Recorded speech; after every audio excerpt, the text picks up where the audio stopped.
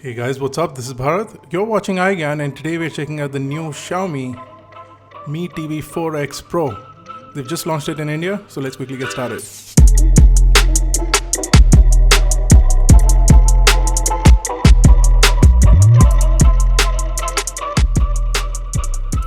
The Mi TV 4X Pro is the third iteration of televisions launched by Xiaomi in India. They're already the most selling displays online, and with introduction of new models frequently, a lot of people will make the switch towards these affordable televisions.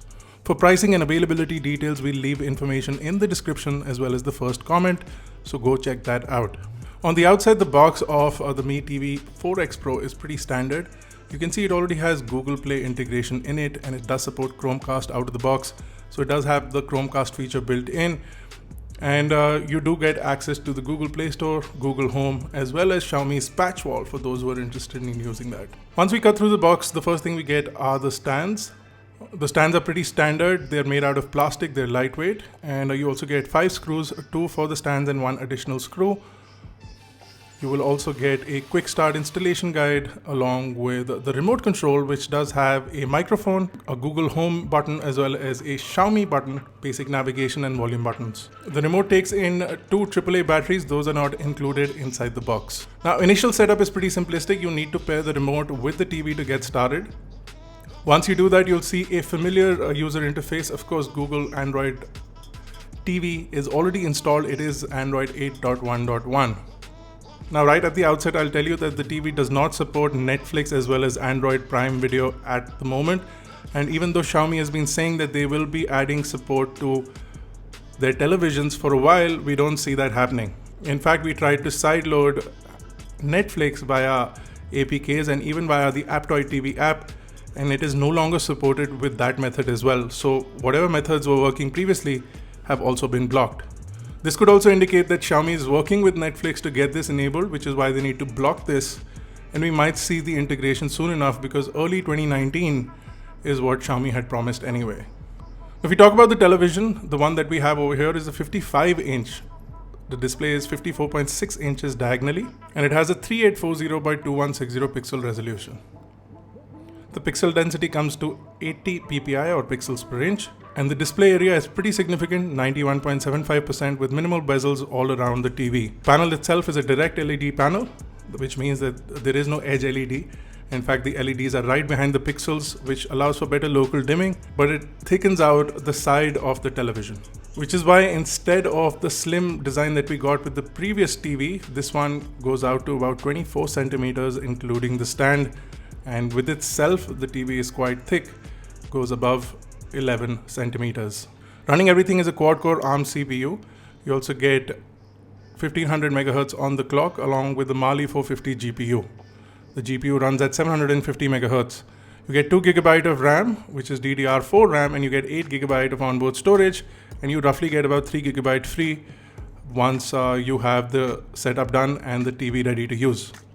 The speakers are bottom firing speakers, and they are 2 into 8 watt speakers. You also get Dolby Audio, DTS HD, and virtual surround sound, but I find the audio lacking in our initial tests, and we also found the audio pitching out on high volumes, so we would recommend using a soundbar. Luckily enough, Xiaomi has also launched a new soundbar, which we'll talk about later in the video. Now, along with being a 4K TV, the television also has a 10-bit HDR panel, which allows for great HDR support versus regular 8-bit screens that don't offer as many colors and as much depth that you get with a 10-bit panel. The vertical frequency of the display is 60 Hz, as well as the average response time is 8 milliseconds. Not the best for gaming. You do get a 178 degree of viewing angle, which is impressive. And with everything included, the TV weighs about 13.1 kilograms. It does have a standard 300 by 300 VESA mount on the back, so that you can hang it on your favorite wall if that's something that you're looking for. So for ports, you do get a whole series of ports along with 2 USB 2.0 ports, 1 Ethernet port, 3 HDMI 2 ports, 1 AV composite in, and 1 AV component in. You do also have SPTIF along with an antenna female. The television does support HDCP version 2.2. Now the remote control is the same as the one that we saw last time, so you do have a dedicated voice button on the remote, and you can use voice input to search for your favorite things or even download apps from the App Store. Now, like I mentioned, because it has an app store, you can also play games. So you can download games like Asphalt 8 and play them on the television, but don't expect it to give you the best kind of performance. Overall, it's a slight upgrade to the previous generations of televisions, and it is now available. Definitely better with direct LED lighting, gives you better local dimming, better picture quality, and of course with the 10-bit panel, you get really good quality HDR. Now with the Mi Soundbar that has also been launched with the Mi TV 4X Pro, you can improve your audio quality quite a lot. It takes almost no time to connect it via the SPDIF. You can also connect the soundbar via Bluetooth 4.2. You also have an optical input as well as a line in and a standard 3.5mm headphone jack. So you can use any of those options. You can also connect your smartphone via Bluetooth and have the TV connected via SPDIF, something that I would recommend for almost lagless audio quality. You do get two 20mm dome speakers along with two 2.5-inch woofers. The audio quality is impressive and you can't even reach maximum volume before your whole room, a massive room, can be filled up with the sound. And we are using this in our studio and we are afraid to go beyond the 50 sound level. Somebody's gotta do it. So I say these players, just trying, but they ain't me. When I'm done here, they want me on TV. Damn, I started this 8 years ago, but I still got the stacks on the flow. So it is an impressive soundbar to get if you're in the market for something like this, and it's rather affordable. Again, buying links, final prices, and availability details will be in the description below, so you can go check it out. It goes well with the aesthetic of almost all rooms. It's in a white color with a gray fabric front. I do wish the fabric front was removable so you could clean it out because it might get dirty, but you should be able to fix it with a vacuum cleaner. No issues with that. If you want a more detailed look at the Mi Soundbar, we did an entire video on this and we'll leave a link to that video on the information card on the top right as well.